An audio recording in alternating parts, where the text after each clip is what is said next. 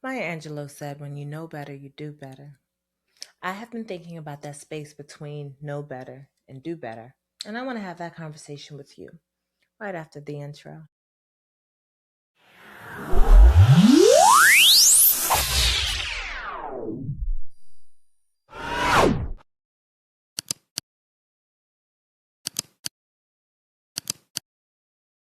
And welcome back to another episode of the Daily Donna with me, your host, Dr. Donna Oriowo.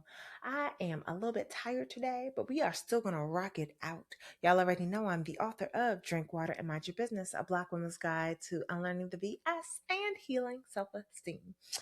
And I've been thinking about that quote and how, in many ways, we've distilled it down to know better, do better.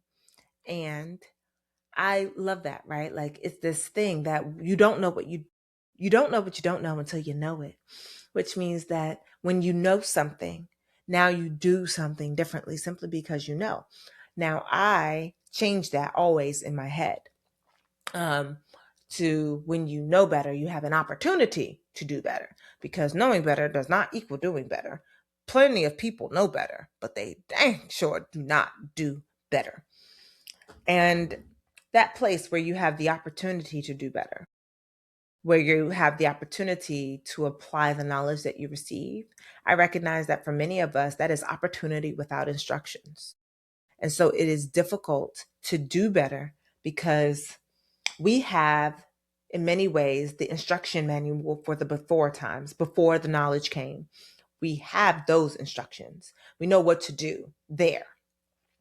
And to do better, it often requires us to reevaluate that thing that we learned before we get the opportunity or we have the space to begin creating our internal instruction manual to do better later.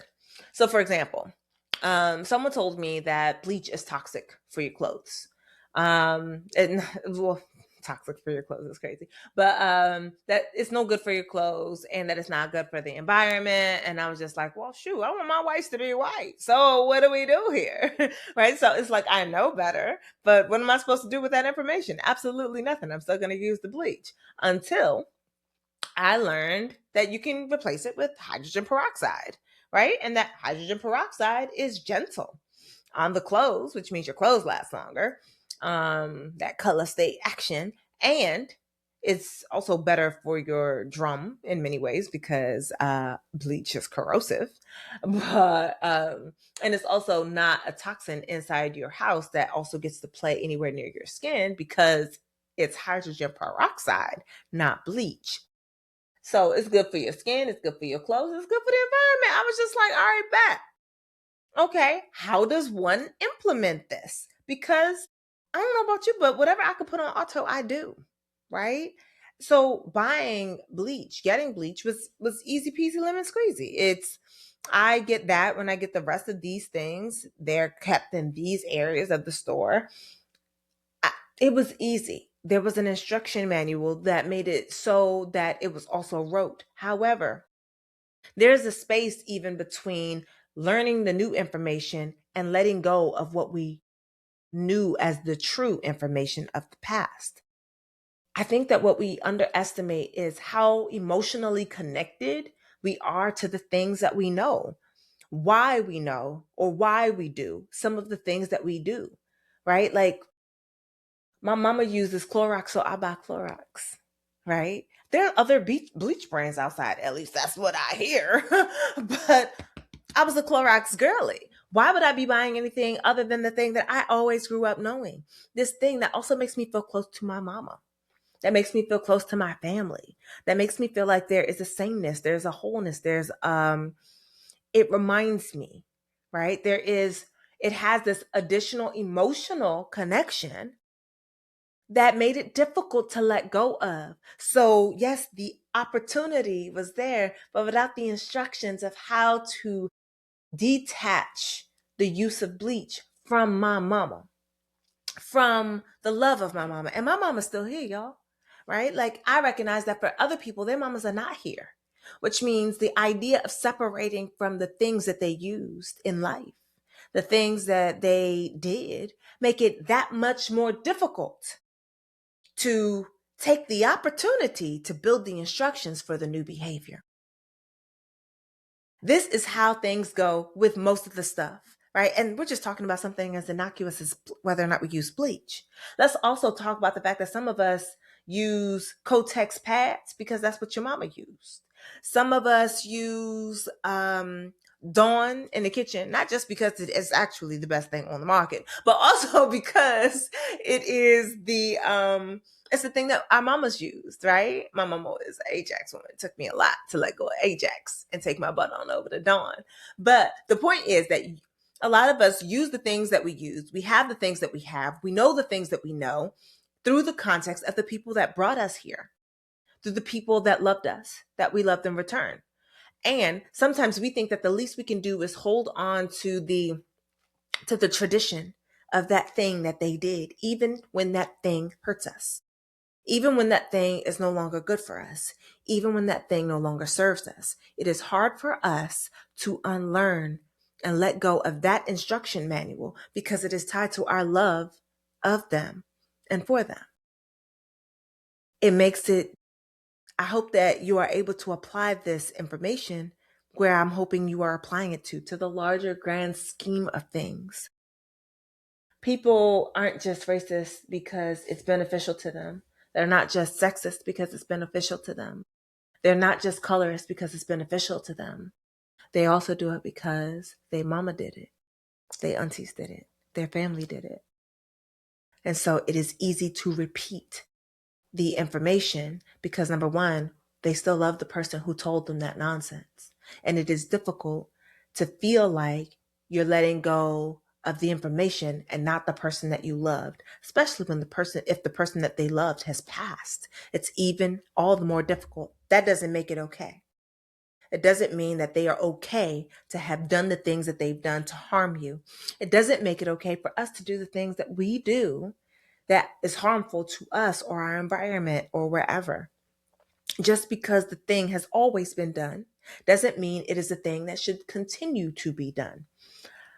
My girl Goody, oh gosh, she says that tradition is nothing but peer pressure from dead folks.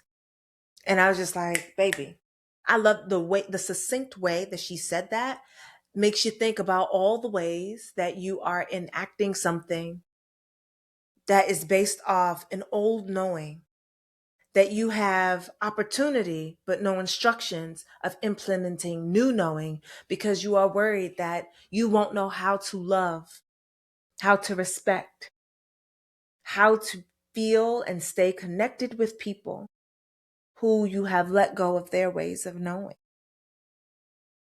for you to do better than what they do or what they have done. Sometimes we believe that in throwing away the tradition, throwing away the buying of the Kotex, throwing away the buying of the Dawn. Don't throw that one away.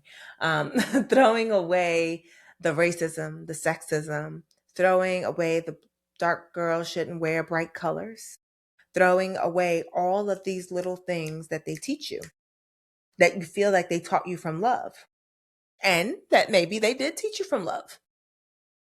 Throwing those things away sometimes makes us think or feel like we're throwing them away. And life is not built with the instructions of how to say no to that thing they taught you while still loving them.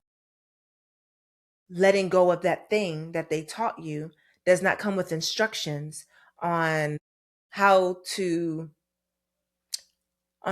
one sort of reconciles that one has harmed others with what they thought they knew versus what they know now. It does not come with instructions on how to now build new in the future with this new information that you have.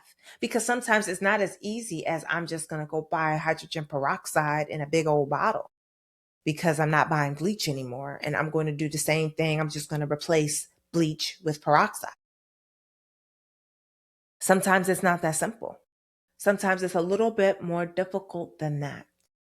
Sometimes it's, I want cookies, but I don't want cookies with high fructose corn syrup. And now that means I make cookies, which means now it costs me in effort. It costs me in time and how I have to think about this thing, how I have to now buy a thing to store the thing that I have to make. I'm a person who doesn't want, I want to make as many of the sweet treats that we have in my house as possible, which means we don't buy cookies, I make cookies. But that is very much now up to my mood. But it also means that we eat fewer sugary snacks because I'm not making no dang cookies. But the point is that it's like, yeah, I know better, right? I learned better. I learned what happens that, you learn something about like how the sausage is made. And then you want to run away from it. Not me personally, you. But sometimes you learn something, but now that you learn that something, you don't know how to implement that new learning in a way that still feels connected to you and doesn't feel like it costs you more, because in many ways we are being indoctrinated into a comfort economy, um which is funny because it's one of the pensions of the white supremacist delusion. One of the characteristics, they have the right to comfort, and in their right to comfort, it doesn't matter what it costs you. And in many ways, it is being universalized to the rest of us because we want our right to comfort no matter what it costs the environment, no matter what it costs people we don't see, no matter what it costs other people's children, other nations, other whatever. We don't care. That's not our cost. And so we're okay with other people paying the cost as long as we don't have to. Anyway, I just wanted to let you know that opportunity doesn't often come with instructions. But the biggest piece that a lot of us are dealing with is not how to implement it. It's how to stop doing something that doesn't serve us and still feel connected and loved by the people that we loved and that taught us in the first place. So normally this will be the part where I try to tell you how to do it. And the best way for me to do that is to tell you this. You are going to have feelings when you let go of things that your mama, your daddy, your auntie, your uncle, those people that loved you up close, that love you up close. When it is something that they taught you and now you're not doing the thing that they taught you, you're going to have feelings. You are allowed to have feelings. So I would say write down the thing that they taught you, write down the thing that you learned, and consider how the thing that you learned could make your life better, could make the lives of the people around you better. Consider that. Also consider what is the possible cost to you of implementing this thing, right? Like, how might your mama feel? Like, how might the family feel? How might you feel? How much additional time will it take you? How much additional energy will it take you? What system could you create around doing this thing to make it easy for you? Is this something that you even have to talk to them about, right? Or is it something that you can just quietly implement at your house and feel the difference for yourself and see whether or not you like it, right? Get to experiment. Not have loyalty feelings to something that is not really about you, right? Write it all down. Feel your feelings, cry it out. Your discomfort is okay, but discomfort comes with growth, which means that if you want to grow, if you want to know better and then do better, there's cost there. And the cost is going to be some of your comfort because it is an uncomfortable thing to grow. But wow, when it integrates into your everyday life, you will feel better on the other side of having done it than you would have just staying where you were. It also will remind you and reinforce to you that you are able to do difficult things, to do them with grace. And it will reinforce to you that because you're able to do this one hard thing, that there are other hard things that you know you've been wanting to do, that you've been wanting to implement, that are just waiting on you to be willing to give up some of that comfort so that you can get that thing done. And of course, allow yourself room to be a human being, not a human doing. This, for me, is the very definition of growth mindset. Fixed mindset doesn't try and is very heavily related to people with damaged, fragile, and vacant self-esteem. People that try, people that are willing to risk it, that actually go from, I now learn this thing, to I have an opportunity to do this thing. Let me create my instruction manual so that I can actually do this thing. That's related to secure self-esteem, where you know you, not where you are acting out the desires and traditions of others through your body because they said so. I'm just saying. All right, love bug, you are the bee's knees. I am Dr. Donna. This is the Daily Donna. Go ahead and in the comments below, tell me what you got from this one. And what's that thing that you like, okay, this is new information for me, and I'm still trying to figure out how to implement it. You never know who might comment that will have an answer for you on how to make that thing easier for you, basically to give you the instruction manual. Anyway, this is the Daily Donna, and I will see you in tomorrow because we do this thing every single day. Bye.